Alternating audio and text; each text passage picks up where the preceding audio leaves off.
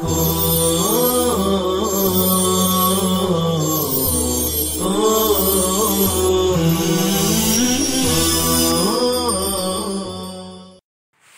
اللہ الرحمن الرحیم والصلاة والسلام علی سید الانبیاء والمرسلین وآلہ وصحبہ اجمعین۔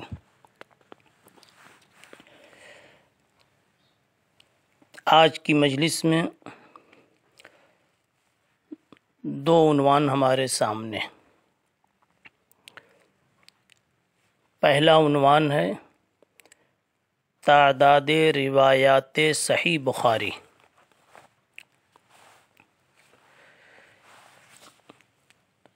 امام بخاری رحمۃ اللہ علیہ کے پاس حدیثوں کا بہت بڑا ذخیرہ تھا۔ اللہ نے آپ کے سینے کو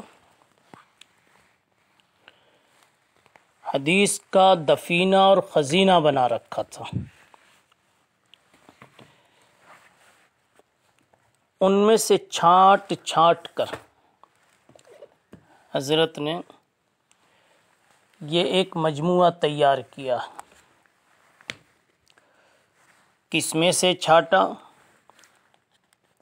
کتنے میں سے چھانٹا اور کتنا جمع کیا،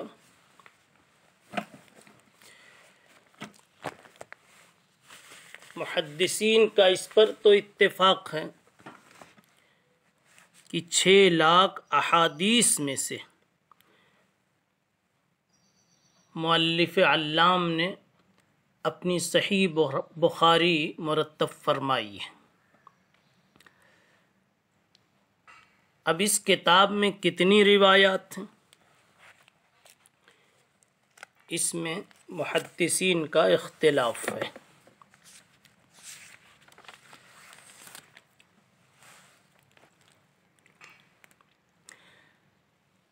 مقدمہ بخاری میں علامہ ابن الصلاح اور امام نووی کا یہ قول نقل کیا گیا ہے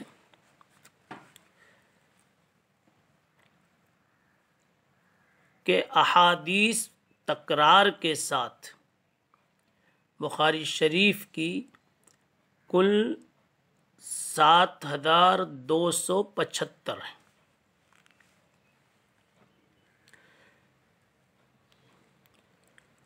جملۃ ما فی کتابہ الصحیح 7275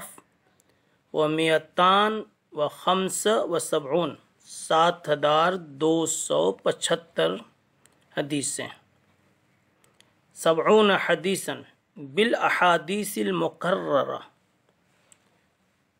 وقد قیل انہا باسکات المکررہ 4000 حدیث، اور تکرار کے حذف کے ساتھ کل 4000 حدیثیں بنتی۔ لیکن حافظ ابن حجر عسقلانی نے اس سے اختلاف کیا ہے اور اپنی تحقیق یہ ظاہر فرمائی ہے کہ بخاری شریف میں مقررات کے ساتھ 7397 روایات ہیں۔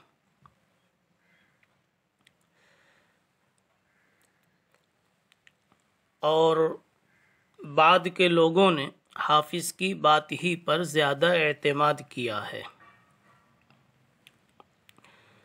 اس سلسلے میں تھوڑی سی تفصیل جاننے کی ضرورت ہے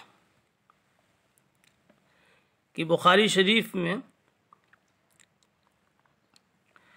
احادیث کئی طرح کی ہیں۔ روایات مرفوعہ موصولہ، روایات معلقہ جن کو تعلیقات بخاری بھی کہتے ہیں، اور متابعات۔ تو اب یہ کہہ سکتے ہیں مرفوعات، تعلیقات، متابعات۔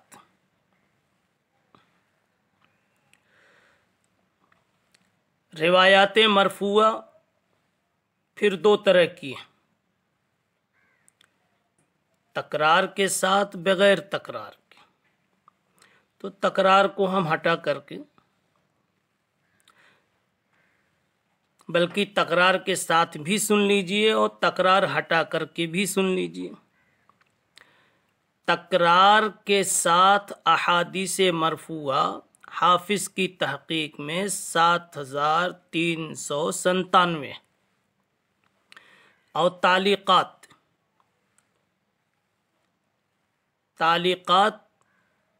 1341 ہیں۔ تعلیقات کا مطلب آپ جب کوئی تعلیق آئے گی، کوئی معلق روایت آئے گی، وہاں اچھی طرح سمجھیں گے۔ اتنا ضرور سمجھ لیجئے کہ تعلیق سے مراد وہ روایت ہے جس کی سند کا ابتدائی کل حصہ یا بعد حصہ امام بخاری رحمۃ اللہ علیہ حذف کر کے نقل فرماتے ہیں۔ مثلا تابعی سے شروع کر دیا، تابعی پھر صحابی پھر نبی پاک صلی اللہ علیہ وسلم کا اسم گرامی، یا اور ایک آدھ نام نیچے سے لے لیا، مگر ابتدا سے سند کا حصہ محذوف ہوتا ہے تو اسے تعلیق کہتے ہیں، اور ایسی روایت کو روایت معلقہ کہتے ہیں۔ اس قسم کی روایات صحیح بخاری میں 1341 ہیں، 1341۔ متابعات، تیسرے نمبر کی روایات متابعات کہلاتی ہیں۔ متابعت کی جمع ہے۔ متابعت حضرت کی اصطلاح میں وہ روایت ہے جو ایک روایت کے باسند نقل کرنے کے بعد دوسری روایت اس کی تائید میں نقل فرماتے ہیں اور اس کی سند ذکر نہیں فرماتے۔ تو اب یہ روایات مرفوعہ موصولہ تو نہیں ہوئی۔ اب اس قسم کی جو متابعات ہوتی ہیں وہ 344 کی تعداد تک پہنچ رہی، لیکن یہ تینوں قسم کی روایات انتہا کے اعتبار سے جناب رسول اللہ صلی اللہ علیہ وسلم تک پہنچتی اور مرفوع بنتی۔ بس یہ ہے کہ ان میں کوئی مرفوعہ موصولہ ہے، کوئی معلقہ ہے مرفوعہ، اور کوئی متابعت ہے۔ کل مجموعہ 90 یعنی 9082 روایتیں بنتی، 9082 روایتیں بنتی۔ تکرار کو حذف کر دیا جائے اور روایات معلقہ کو نکال دیا جاوے، متابعات کو بھی ہٹا دیا جاوے، صرف روایات مرفوعہ موصولہ بدون تکرار دیکھی جائے تو صرف 2602 روایت۔ تو آپ اتنا یاد رکھیں، روایات کے ساتھ تو ایک اجمالاً کہ 7000 سے زائد ہے، اور تکرار کے بغیر 2600 سے کچھ زائد ہے، ورنہ تفصیل وہی ہے جو بتلائی گئی۔ یہ تو آپ کو ایک موٹا عدد بتلا دیا گیا۔ اس کے علاوہ حافظ ابن حجر یہ بھی فرماتے ہیں کہ صحابہ کے اور تابعین کے جو آثار اس کتاب میں ہیں وہ اس عدد کے علاوہ ہے، اور ان کی تعداد لگ بھگ 1608 بنتی، 1608 ہے۔ بخاری شریف کے اس تعداد میں تھوڑا بہت آپس میں محدثین کے درمیان مزید اختلاف پایا جاتا ہے۔ یہ آپ کے سامنے ایک شکل پیش کر دی گئی تاکہ اس کو یاد کرنا، مستحضر کرنا آسان ہو۔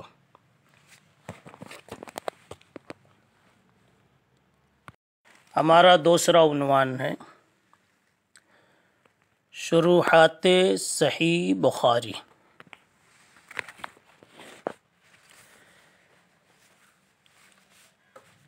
آپ کو پہلے یہ بات بتلائی گئی کہ دنیا میں سب سے زیادہ مخدوم علم، جس کی سب سے زیادہ خدمت کی گئی، وہ اللہ کی کتاب ہے قرآن مجید۔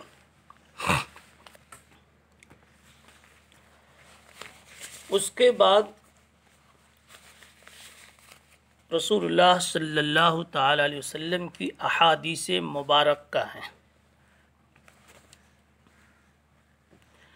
احادیث مبارکہ کے جو مجموعے تیار کیے گئے،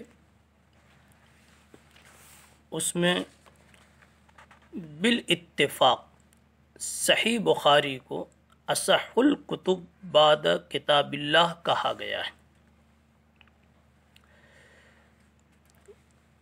جس طرح یہ کتاب اپنی صفات کے اعتبار سے اصح الکتب ہے، ایسے ہی لوگوں کی توجہات کے اعتبار سے بھی اور خدمات کے اعتبار سے بھی اول الکتب ہے۔ سب سے زیادہ اس کی خدمت کی گئی ہے۔ شرحوں کے نام بتانے سے پہلے ہم تھوڑا سا سرسری ایک خاکہ پیش کریں گے، جس سے معلوم ہو کہ بخاری شریف پر کس کس عنوان سے محدثین نے اپنی علمی خدمات پیش کی۔ نمبر 1، بعض حضرات نے تو تشریحات کا کام کیا ہے، جیسے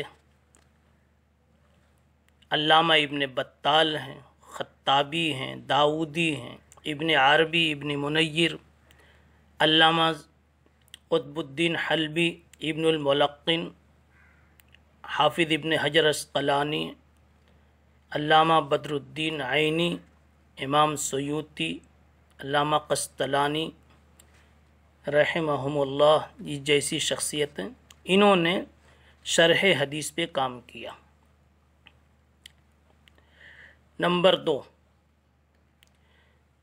ایک وہ طبقہ ہے جنہوں نے حواشی اور تعلیقات کے کام کیے، اس سے دلچسپی لی، حاشیہ لکھا، جیسے علامہ ماردینی ہیں، ابن العجمی ہیں، ابن کمال پاشا، علامہ سندھی، اور آخر میں حضرت محدث احمد علی سہارنپوری نور اللہ مراقدہم کی شخصیات تھے۔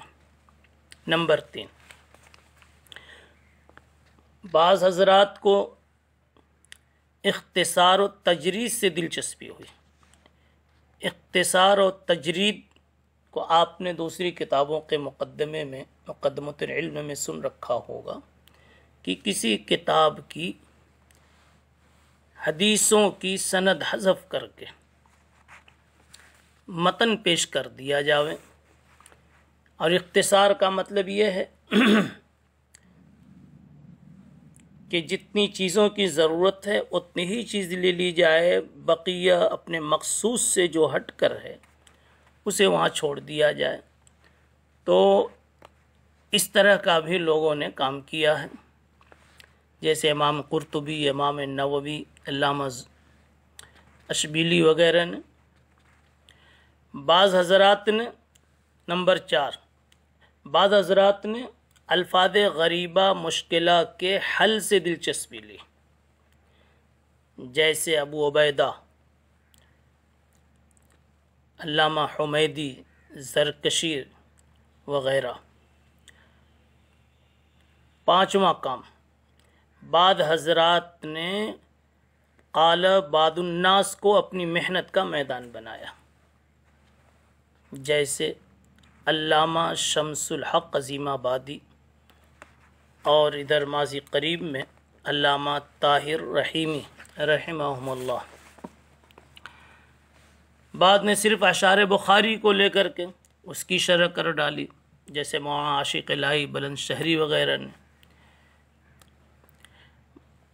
اور بعض میدان رجال میدان نے رجال صحیح بخاری کو اپنا میدان بنایا۔ بعض زبردست محدثین نے انہوں نے رجال کو اپنا میدان بنایا۔ بعضوں نے تراجم کتاب کو اپنا میدان بنایا۔ بعضوں نے استدراکات کو لکھا۔ بعضوں نے اپنی درس کی تقریریں لکھوانے کا اہتمام کیا، غرضے کی مختلف انداز سے مختلف لوگوں نے اس کتاب کی طرف توجہ فرمائی۔ چند کتابوں کے ہم آپ کے سامنے نام پیش کر دیتے ہیں جو شروحات میں بڑی مشہور ہیں۔ نمبر 1، اعلام السنن، یہ علامہ خطابی کی بڑی عمدہ شرح ہے۔ علامہ خطابی نے ابو داؤد کی سنن ابو داؤد کی شرح لکھی، معالم السنن۔ اس سے فارغ ہونے کے بعد یہ شرح آپ نے تحریر فرمائی۔ حضرت کا انتقال 308 میں ہوتا ہے۔ دوسری شرح، شرح ابن بطال، یہ امام ابو الحسن علی ابن خلف المغربی المالکی کی تالیف ہے، جن کا انتقال 445 میں ہوا۔ ابن بطال کے نام سے یہ مشہور ہے۔ اس شرح میں بڑا حصہ مذہب مالکیہ کے مسائل سے بھرا ہوا ہے۔ تیسری شرح، الکواکب الدراری، علامہ کرمانی کی 786 میں ان کا انتقال ہوا۔ یہ شرح ایک متوسط اور مفید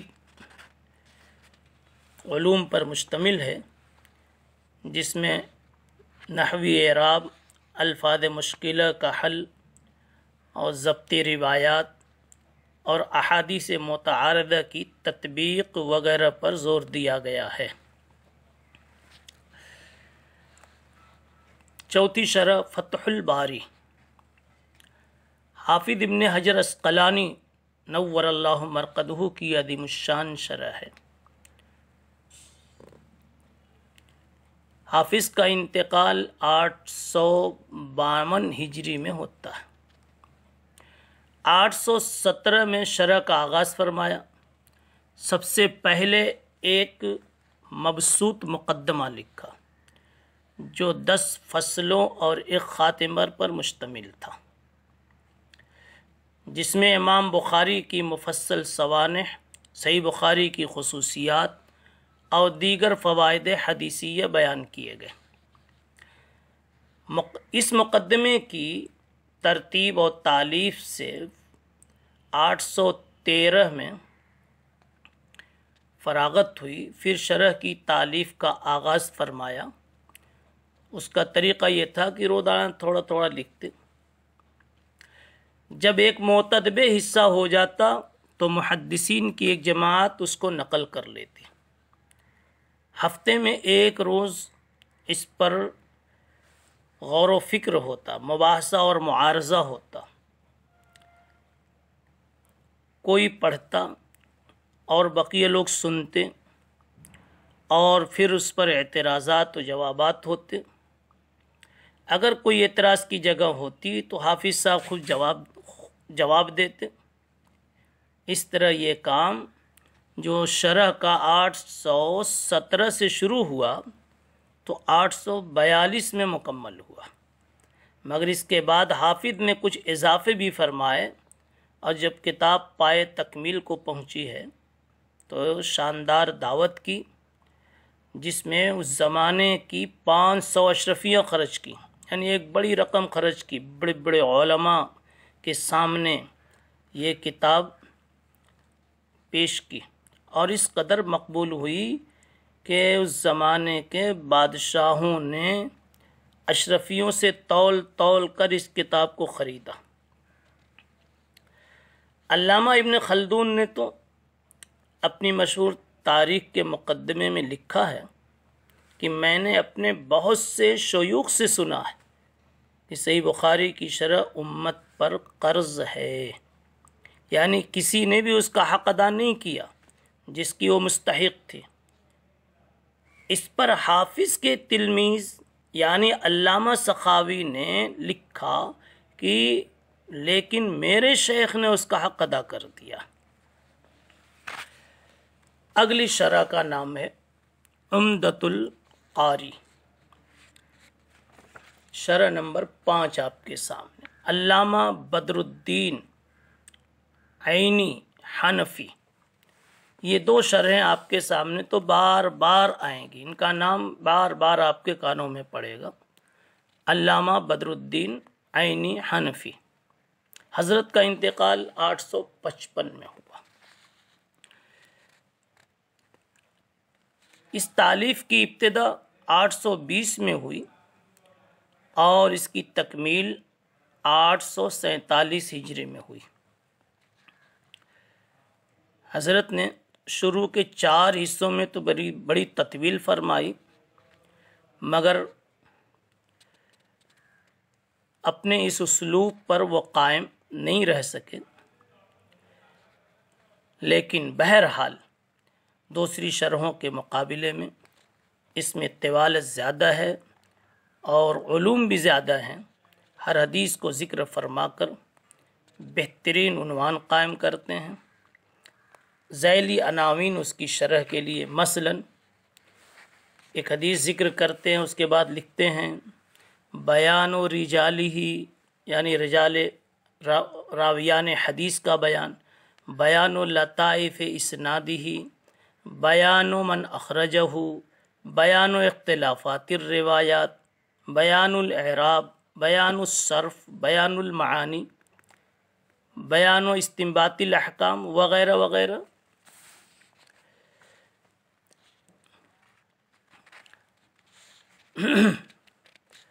اگلی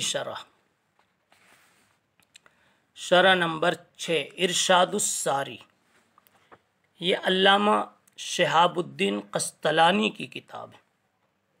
حضرت کا انتقال 933 میں ہوتا ہے، گویا یہ 10ویں صدی کے مؤلف ہیں۔ اس میں فتح الباری اور عمدۃ القاری سے اخذ کر کے بہت سارے مضامین لیے گئے، بلکہ اصل اپنی کتاب کے لیے ماخذ فتح الباری ہی کو انہوں نے بنایا۔ ہمارے اکابر کی شرحوں میں فیض الباری، شرح نمبر 7 اس کو لکھ لیجیے، فیض الباری، علامہ انور شاہ کشمیری کے درس بخاری کی تقریر ہے۔ اس تقریر کو مولانا بدر عالم میرٹھی نے 5 بار درس حدیث میں شرکت فرما کر لکھا، یعنی بخاری شریف کے حضرت شاہ صاحب کے انور شاہ کشمیری کے سبق بخاری میں 5 مرتبہ شرکت فرمائی، اس کے بعد اس کو نوٹ کیا اور پھر اپنی ضبط کردہ تقریر کو اپنے 2 ہمدرس ساتھیوں کی ضبط کردہ تقریروں سے مقابلہ کر کے حتی الامکان حضرت کشمیری کے ارشادات افادات کو صحیح شکل میں پیش کرنے کی کوشش کی۔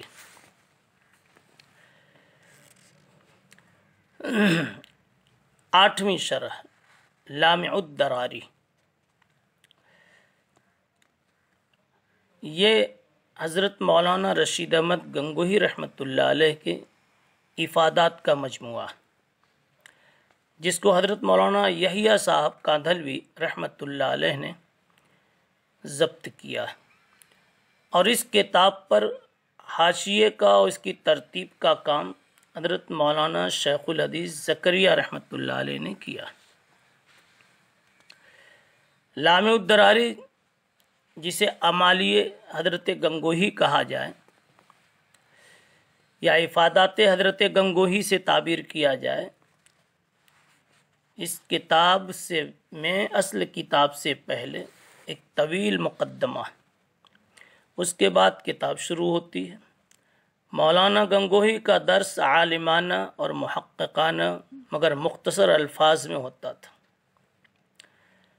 ترجمۃ الباب سے روایت کی مناسبت بیان کرنے پر حضرت پوری توجہ دیتے تھے۔ اس بات کو حاشیے میں اچھی طرح سے محشی نے، یعنی حضرت شیخ زکریہ رحمۃ اللہ علیہ نے اچھی طرح سے واضح فرمایا ہے۔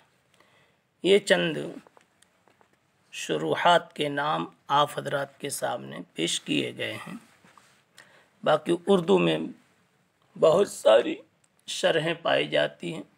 خود حضرت شیخ زکریہ رحمۃ اللہ علیہ کے سبق کا ایک مجموعہ تقریر بخاری ہے، ایک درس بخاری ہے۔ حضرت کشمیری کے سبق کا ایک مجموعہ انوار الباری ہے۔ اس کے علاوہ مختلف اور شرح، مثلا ایضاح البخاری، انعام الباری، کشف الباری اور امداد الباری، یہ اور اب تو بہت سارے لوگوں نے اپنے اپنے اسباق کو جمع کروایا یا ان کے شاگردوں نے جمع کیا، اور درس کی مختلف شرح مستقل وہ شرح کی شکل بن گئی، اور دارالعلوم دیوبند کے سابق شیخ الحدیث حضرت مولانا مفتی سعید احمد صاحب پالن پوری نور اللہ مرقدہ نے تو اپنا سبق پورے سال کا باقاعدہ ضبط کروایا اور پھر اس کو ترتیب دیا، اس پہ نظر ثانی فرمائی۔ اس طرح سے اردو شرحوں میں شاید آپ تلاش کریں تو پوری کتاب کی کوئی شرح نہ مل سکے، یا کم از کم میرے علم میں ابھی تک نہیں ہے، سوائے دو کے۔ ایک تو مفتی سعید صاحب نور اللہ مرقدہ کی، جن کا ابھی رمضان شریف میں انتقال ہوا، حق تعالی شان ہو ان کو غریق رحمت فرماوے۔ ان کی شرح تحفۃ القاری ہے، اور دوسری ایک شرح مداحل سہارنپور کے شیخ الحدیث حضرت مولانا عثمان غنی صاحب نور اللہ مرقدہ، جن کا چند سال پہلے انتقال ہوا،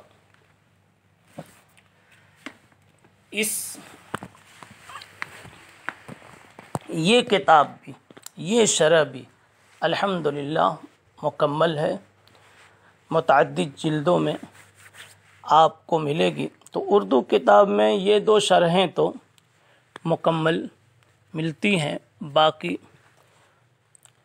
علامہ زماں محدث جلیل حضرت مولانا شیخ محمد یونس صاحب سہارنپوری جونپوری نور اللہ مرقدہ کے دروس بھی شائع ہوئے ہیں، اور ان کی تحقیقات بھی شائع ہوئی ہیں۔